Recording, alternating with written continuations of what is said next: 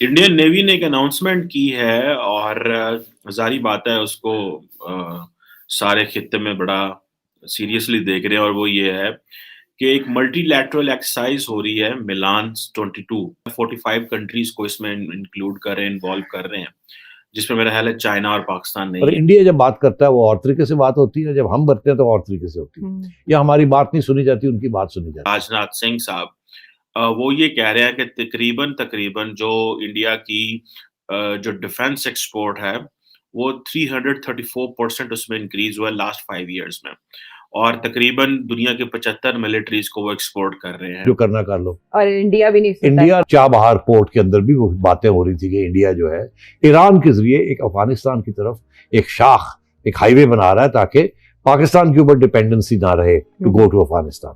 India अब चाहता है ना अफगानिस्तान से सेंट्रल एशिया जाना चाहता है। आज की ताजा खबर है कि भारत ने स्वीडन से एंटी आर्मर वेपन सिस्टम हासिल किए हैं, जिसको भारतीय फौजी कंधों पर उठाकर फायर करके टैंक को, हेलीकॉप्टर को या किसी भी दुश्मन के हदफ को बआसानी टारगेट कर सकेंगे। ये जो एक्सरसाइज है 2022 ये सबसे बड़ा हो रहा है, इससे कराने से उसका खित्ते में इन्फ्लुएंस बढ़ेगा। जय हिंद दोस्तों, a very warm welcome to Hindustan special channel. जैसा कि दोस्तों आपने क्लिप में देखा, पाकिस्तान भारतीय आर्मी की मिलिट्री एक्सरसाइज से कितना परेशान दिखाई दे रहा है। इस मिलिट्री एक्सरसाइज की खास बात यह है कि इसमें 45 से ज्यादा देश शामिल हो रहे हैं। यह एक्सरसाइज 25 फरवरी से 4 मार्च तक होने जा रही है। इस एक्सरसाइज को मिलान 2022 का नाम दिया गया है। यह अपने आप की सबसे बड़ी मिलिट्री एक्सरसाइज होने जा रही है, क्योंकि इसमें बहुत सारे देशों की सेनाएं हिस्सा ले रही हैं। अब इस डेवलपमेंट से पाकिस्तानी काफी चिंता में दिखाई दे रहा है, क्योंकि चीन और पाकिस्तान को छोड़ लगभग सभी बड़े देश इस एक्सरसाइज में शामिल होने जा रहे हैं। पाकिस्तानी मीडिया यह बता रहा है कि भारतीय नेवी को दुनिया में खास महत्व मिल रहा है। दूसरी तरफ पाकिस्तान भारत की आधुनिक वेपन्स में लगातार बढ़ोतरी से बहुत चिंता में है। So friends, let's start this very interesting video. Thank you so much. Indian navy ने एक अनाउंसमेंट की है और जारी बात है उसको सारे खित्ते में बड़ा सीरियसली देख रहे हैं, और वो ये है कि एक मल्टीलैटरल एक्सरसाइज हो रही है मिलान 2022, जिसको ये कहा जा रहा है, इंडियन नेवी कह रही है कि ये सबसे बड़ा एडिशन है, और इसकी हाल ही में उन्होंने एक हाइब्रिड फॉर्मेट में इसकी मीटिंग्स की हैं, जिसमें लोग जो थे वो फिजिकली भी प्रेजेंट थे और वैसे भी। तो अब ये ऑब्वियसली जिसे आप कह लें कि एक तो वो तकरीबन मेरा ख्याल है 45 कंट्रीज को इसमें इंक्लूड कर रहे हैं, इन्वॉल्व कर रहे हैं, जिसमें मेरा ख्याल है चाइना और पाकिस्तान नहीं है ऑब्वियसली। तो पाकिस्तान को तो मेरा ख्याल है उन्होंने नहीं बुलाना था। अब ज़ाहिर बात है ये जो इंडिया एक्सरसाइज करा रहा है, इसके भी वो मेरा ख्याल है वो कह रहे हैं कि 2-3 मेजर पर्पसेस हैं। वो जिसे आप कह लें कि, और वो ये समझते हैं कि ये इंडिया इससे कराने से उसका खित्ते में इन्फ्लुएंस बढ़ेगा। एक तो वो कह रहे हैं कि जी कमाराडेरी एक एक वर्ड है।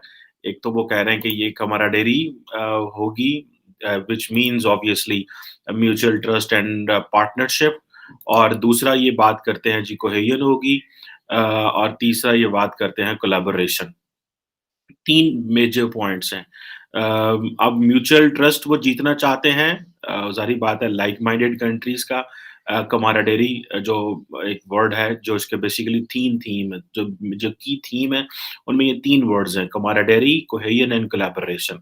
इसमें वो ये कह रहे हैं कि हम बेसिकली म्यूचुअल ट्रस्ट जीतना चाह रहे हैं, जो लाइक माइंडेड नेशंस हैं, और मेरा ख्याल है इंडियन नेवल चीफ ने ये कहा भी है कि सिर्फ उस उन ममालिक को बुलाया जाएगा जो लाइक माइंडेड है।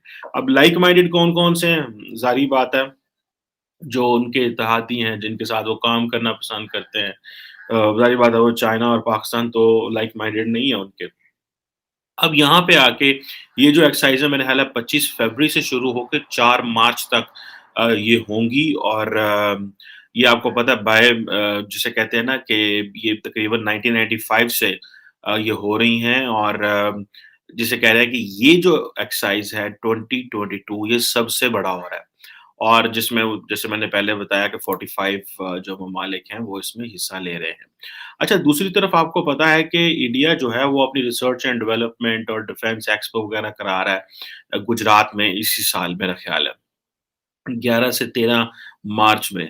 और ये जो दे दे वांट टू सेलिब्रेट कि जी हम तो बहुत काम कर रहे हैं और ये मेरा ख्याल है 12th जो है इनका डिफेंस एग्जीबिशन है इंडिया का। और as per the defence minister Rajnath Singh साहब वो ये कह रहे हैं कि तकरीबन तकरीबन जो इंडिया की जो डिफेंस एक्सपोर्ट है वो 334% उसमें इंक्रीज हुआ है लास्ट 5 इयर्स में। और तकरीबन दुनिया के 75 मिलिट्रीज को वो एक्सपोर्ट कर रहे हैं।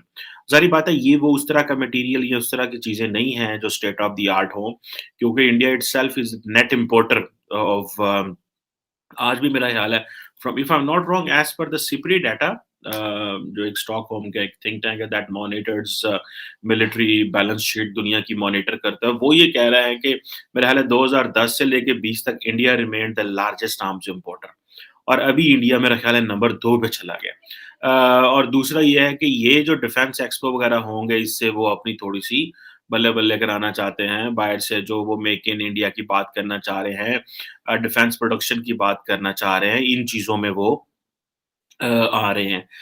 अब ज़ाहिर बात है इसमें वो क्या इंडियन जो आर्मी है या आर्म्ड फोर्सेस हैं वो ये बेसिकली थीम देना चाह रहे हैं जी कि जो इमर्जिंग डिफेंस मैन्युफैक्चरिंग हब है वो इंडिया फ्यूचर का। आई एम टॉकिंग ऑफ 2021 की बात कर रहा हूँ। फिर एक इनका एक यूएस नेवी कैरियर जो स्ट्राइक ग्रुप पैसेज एक्सरसाइज इन्होंने की। फिर ये छोटी-छोटी एक्सरसाइज़ उन्होंने बहुत ज़्यादा की हैं, रशियंस के साथ की हैं। उसके अलावा आप ये समझ लें कि जो सबसे बड़ा इनका वो ऑब्वियसली जो चीज़ थी वो मालाबार एक्सरसाइज़ेज़ थी। और अगर आपको याद हो कि यूएस जो नेवी ने ये होस्ट की थी मालाबार एक्सरसाइज़ेज़ जो इसका जो सेकंड फेज़ था रिसेंटली। पहले I think India was not that much into this Malabar thing, लेकिन अभी इनका जो सेकंड फेज़ था 2021 का वो 12 से 15 अक्टूबर तक था, जिसको इंडियन नेवी ने होस्ट किया था। जो करना कर लो। और इंडिया भी नहीं सुनता इंडिया इस नहीं, मामले में। इंडिया ने पहले अमेरिका से फिर बैठ के बात की कि हमें जी। सख्त जरूरत है, और इंडिया जब बात करता है वो और तरीके से बात होती है, जब हम करते हैं तो और तरीके से होती है, या हमारी बात नहीं सुनी जाती, उनकी बात सुनी जाती है। वो भी एक अलग प्रोग्राम है उसके ऊपर कि इंडिया की बात क्यों सुनी जाती है, हमारी क्यों नहीं सुनी जाती। तो चाबहार पोर्ट के अंदर भी वो बातें हो रही थी कि इंडिया जो है ईरान के जरिए एक अफगानिस्तान की तरफ एक शाख, एक हाईवे बना रहा है ताकि पाकिस्तान के ऊपर डिपेंडेंसी ना रहे to go to Afghanistan. India अब चाहता है ना अफगानिस्तान से सेंट्रल एशिया जाना चाहता है, तो वो हम नहीं जाने देते, लड़ाई झगड़े हमारे। तो इसलिए इंडिया ने ईरान के जरिए चाबहार से लेके ऊपर अफगानिस्तान की तरफ एक मोटरवे एक हाईवे बनाने की तजवीज़ थी, और वो शुरू भी हो गया था काम।